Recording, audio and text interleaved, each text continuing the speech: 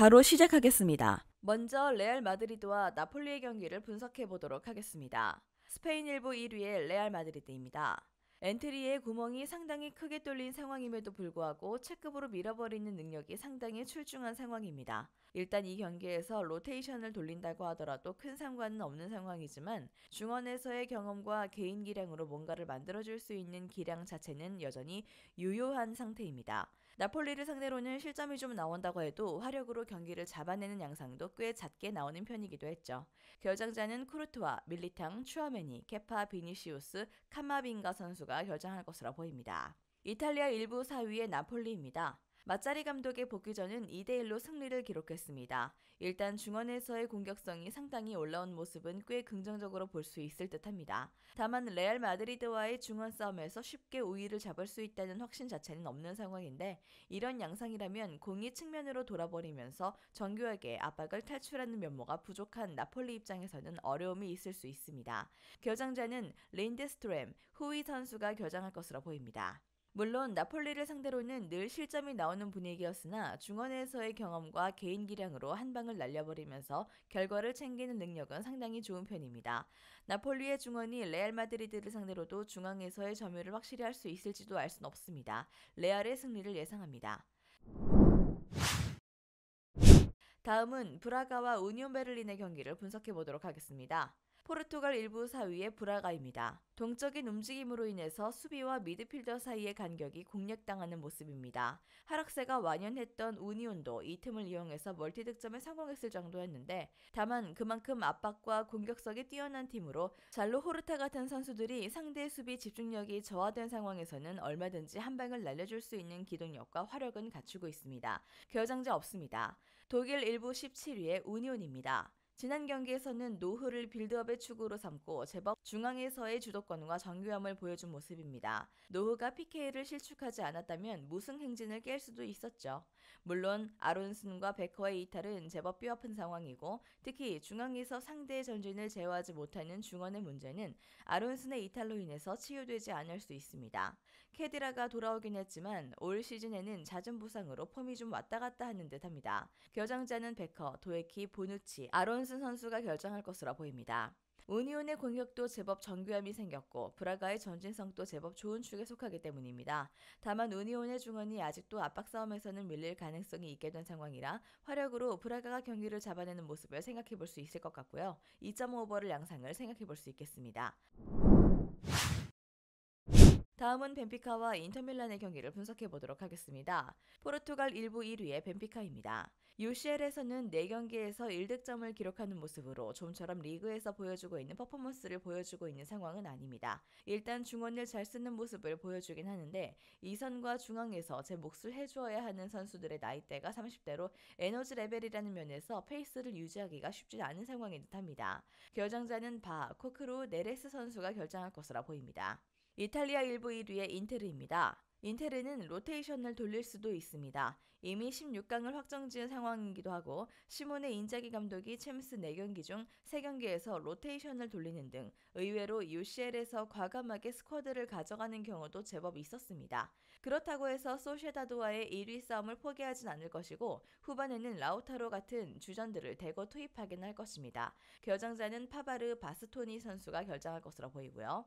UCL에서 벤피카가 너무 힘을 쓰지 못하고 있는 상황입니다. 물론 인테르가 로테이션을 세게 돌릴 가능성이 있고 후반에 주전들을 투입하는 식의 운영을 할 가능성이 높은 상황인데 스코어의 차이나 득점력이 크게 두각을 드러내는 경기는 아닐 것으로 보입니다. 인테르의 승리를 예상합니다.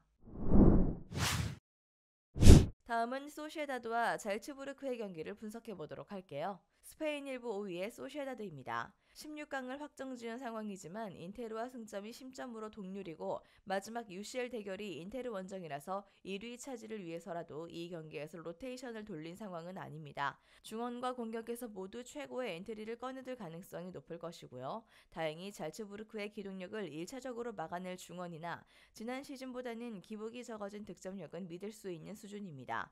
결정자는 페르난데스 메르켈란시 선수가 결정할 것으로 보이고요. 오스트리아 1부 2위의 잘츠부르크입니다. 기동력과 과감함으로 무장한 팀인데 UCL에서는 2대0으로 벤피카를 잡아낸 1차전을 제외하면 득점력이 아주 뚜렷한 모습은 아닙니다. 슈팅을 많이 기록하고 있긴 한데 박스 바깥에서 기록하는 경우가 많아서 난사가 되는 경우도 제법 많은 편이죠. 리그에서도 XG가 아주 높지 않은 것도 이와 무관하지 않을 것입니다. 결장자는 오코, 페르난도 오모레지, 왈네르느, 코이타, 테르지치, 피아토프스키, 키에가르드 선수가 결장할 것으로 보입니다. 일단 소시에다드가 1위 싸움을 위해서 이 경기에서 로테이션을 돌리진 않을 것으로 보이는 상황입니다.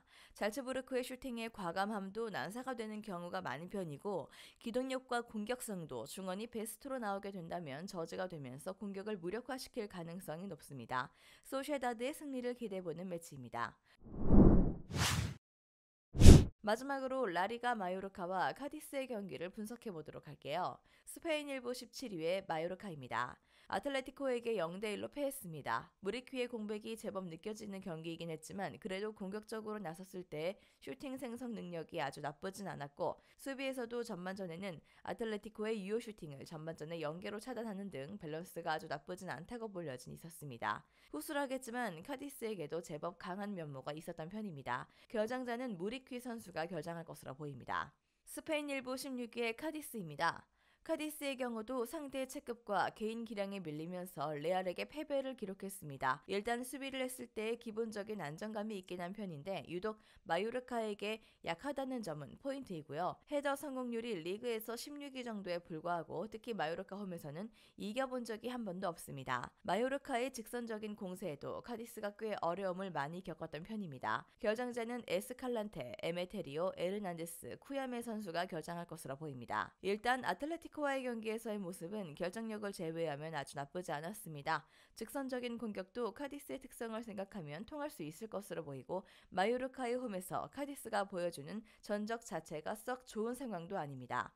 마요르카의 승리를 기대해봅니다. 영상에서 알려드리는 내용들은 모두 1차 분석 내용들이며 2차 분석과 최종 조합픽은 영상 하단 고정 댓글 링크로 문의 주시면 안내 도와드리도록 하겠습니다. 시청해주셔서 감사합니다. 아직도 혼자 분석하고 계신가요? 이슬TV 스포츠 정보방에서는 실시간 스포츠 커넥션을 통한 소통하는 관리 시스템으로 확실한 수익을 전해드리고 있습니다. 정보방 입장 조건은 없으며 일반인들은 쉽게 접할 수 없는 배당 흐름 분석, 모든 경기 라인업과 결장자, 마지막으로 분석 모델링을 통한 최종 조합픽까지 무료로 제공해드리고 있습니다. 물론 마음에 안 들면 둘러보시고 나가셔도 됩니다. 혼자 하면 단기간으로 수익을 볼 수도 있겠지만 함께하면 장기간으로 꾸준한 수익이 가능합니다. 정보방 무료 참여하시고 꾸준한 수익을 원하시는 분들은 영상 고정 댓글 링크로 문의 주시면 안내 도와드리겠습니다. 늦지 않았습니다. 함께 합시다.